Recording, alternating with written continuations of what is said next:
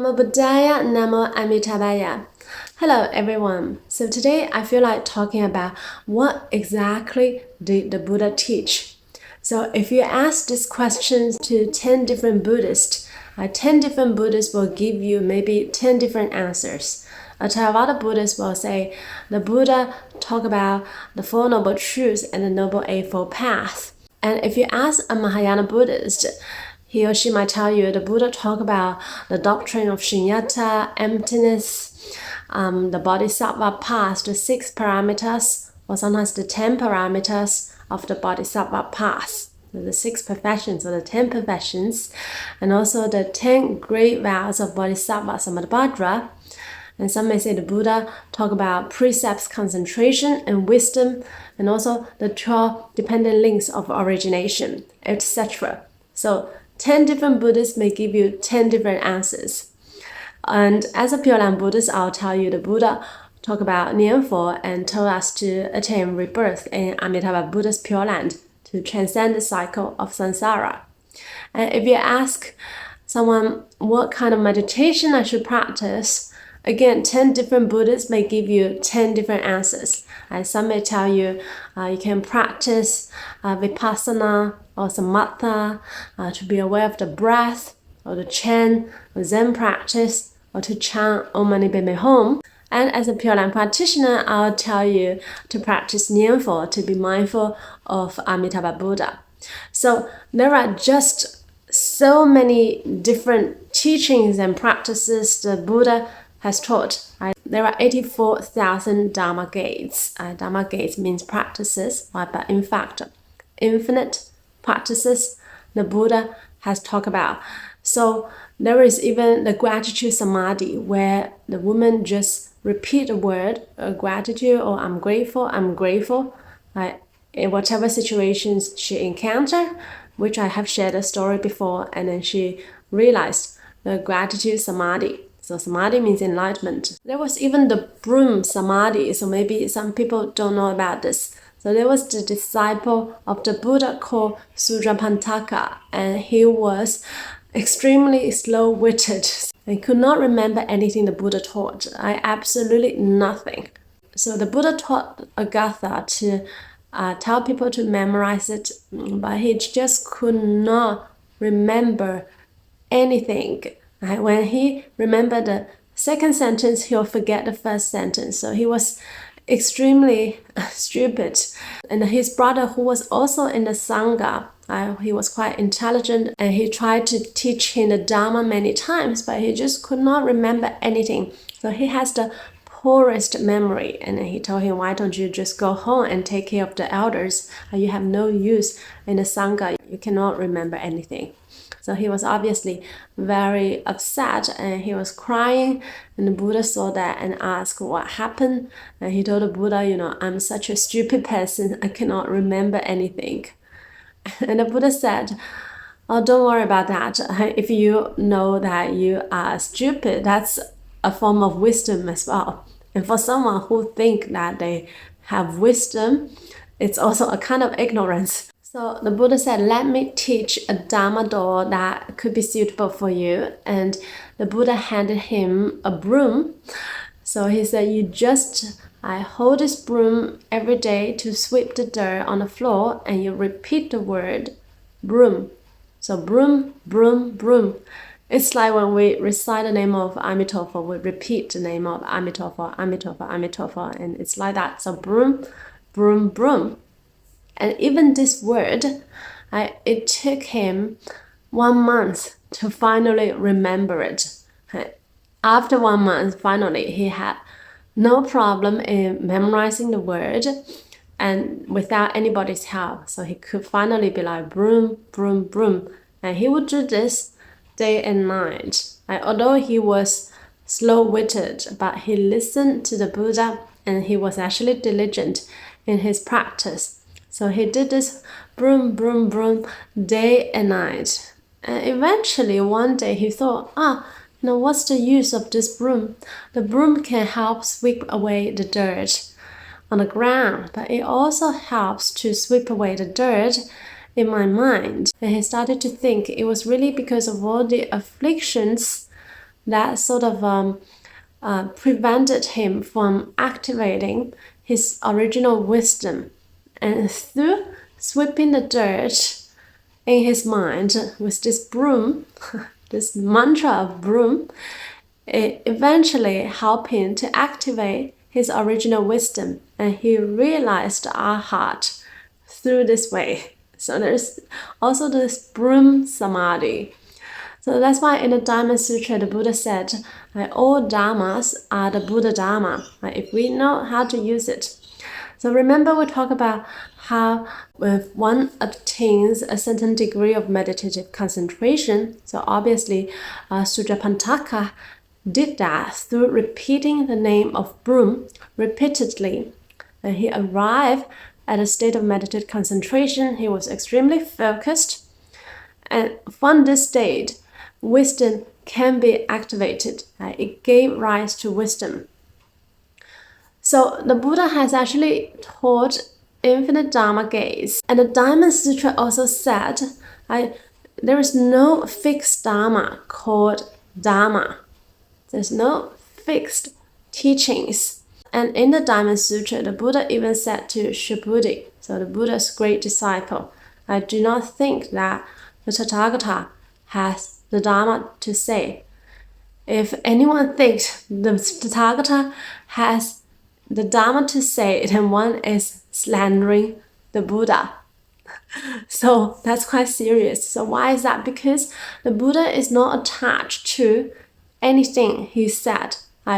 All the things he said, all talks, all words, all the sutras are like ways of convenience to help us to see the truth.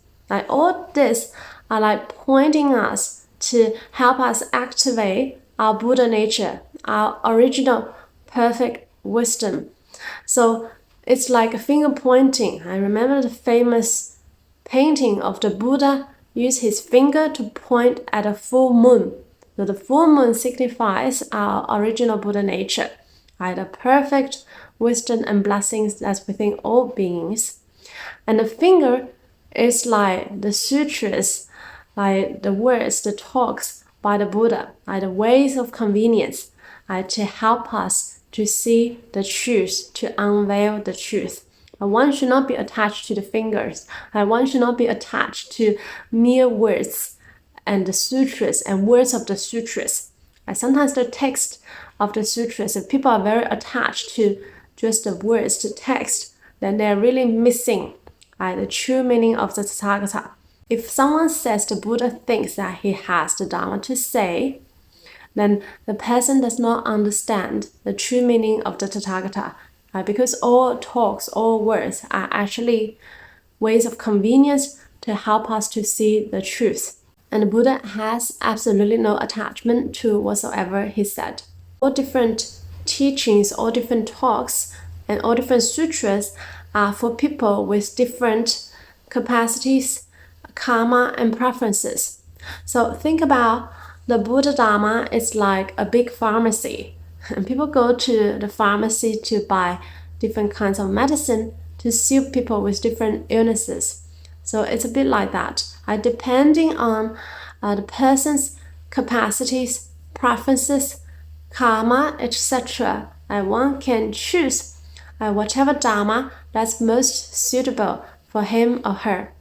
So all Dharmas are equal. There is no best or worst, depending on which suits you the most. So although all dharmas are equal, there is also some are easier to practice than others. So that's why I choose the Pure Land path. I like this easy pure because I don't think I have this intelligence or capacity to realize enlightenment. I simply entirely on my own, by my self-effort, to give up all the attachment to the self, attachment to the body, attachment to lust, all kinds of attachment entirely on my own effort. So that's why I want to rely on the power of Amitabha Buddha to first attain rebirth in the Pure Land. And also the Pure Land is a much better environment for our practice, and we can attain enlightenment and realize the final Buddhahood much, much quicker in the Pure Land. So that's why I prefer this easy pure. Whereas for some people, maybe they don't think the Pure Land is their path, because maybe they think they can realize enlightenment entirely on their own. They can just give up all their attachment by themselves, right? So rejoice in their merit if they think they can do that, but just be aware that impermanent can happen in any moment, right? We don't even know what might happen in the next moment or tomorrow. So the Pure Land path is indeed the easiest and also the safest. I'm quite risk averse here. And also remember, in the Avatamsaka Sutra, all the highly enlightened bodhisattvas like Bodhisattva Manjushri, Bodhisattva Samantabhadra, and all these highly enlightened bodhisattvas all vow to attain rebirth in Amitabha Buddha's Pure Land. Because the Bodhisattva also knows that this is the easier path for us ordinary sentient beings to take, because we are currently in the Dharma ending age. 1,500 years after the Buddha entered Parinirvana, or some say 2,000 years after the Buddha entered Parinirvana, we are in the Dharma ending age, which the Buddha predicted that during this time there is just so much desire and ignorance that's filled in the world. It's extremely difficult for people to realize enlightenment. So in the Dharma ending age, there are still many people maybe talk about the Dharma and practice the Dharma, but rarely, extremely rarely, anyone can realize enlightenment entirely based on a self-effort. And that's why in the Mahayana Sutras, it's recommended that people practice the Pure Land path to first migrate to Amitabha Buddha's Pure Land, and they will realize enlightenment the quickest, the easiest, also relying on Amitabha Buddha's power, already a perfect enlightened being who vowed to help us in this way. So again, there is no best or worst. You can choose what suits you the best. And in the next series of videos, I'm gonna talk about different teachings by the Buddha, and you can see which teaching suits you the best. And also, I'll show you how this Nianfo Dharma Gate already encompasses all the teachings the Buddha has taught. So in one Dharma Gate, there contains already infinite Dharma Gates. Some people might have heard of this in sutras such as the Avatamsaka Sutra, but one may not exactly understand how. So in my next series of videos, I'll share these different teachings by the Buddha, from Theravada to Mahayana, and I'll show you how this Nianfo Dharma Gate, this one Dharma Gate already encompasses infinite Dharma Gates. So if one wants to practice the Buddha Dharma, it's best that one choose one method.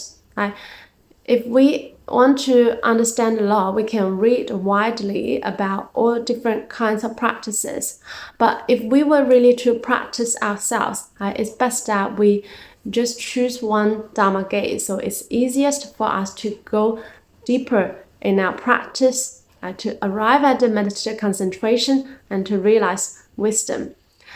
It's like this: if you want to enter into a hall, there are many gates that you can choose to enter into the hall. But if you were really to enter into a hall, then it's best that you just choose one gate, maybe the easiest, the nearest, the closest to you. One cannot actually simultaneously choose two doors and enter into the hall through these two doors. This does not work.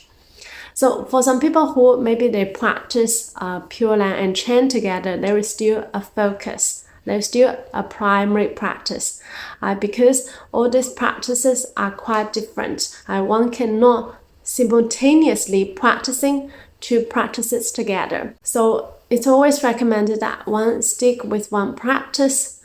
And if you encounter me, I'll highly recommend this Nianfo practice, the Pure Land Dharma Gate, which is the easiest to practice. And for people in the Dharma ending age as well, it's the easiest for us to transcend the cycle of samsara, to liberate from all sufferings in life, and to realize enlightenment. And also in this Dharma gate, it already encompasses infinite Dharma gates, which I'll talk more about it in the future. Namo Buddhaya, Namo Amitabha.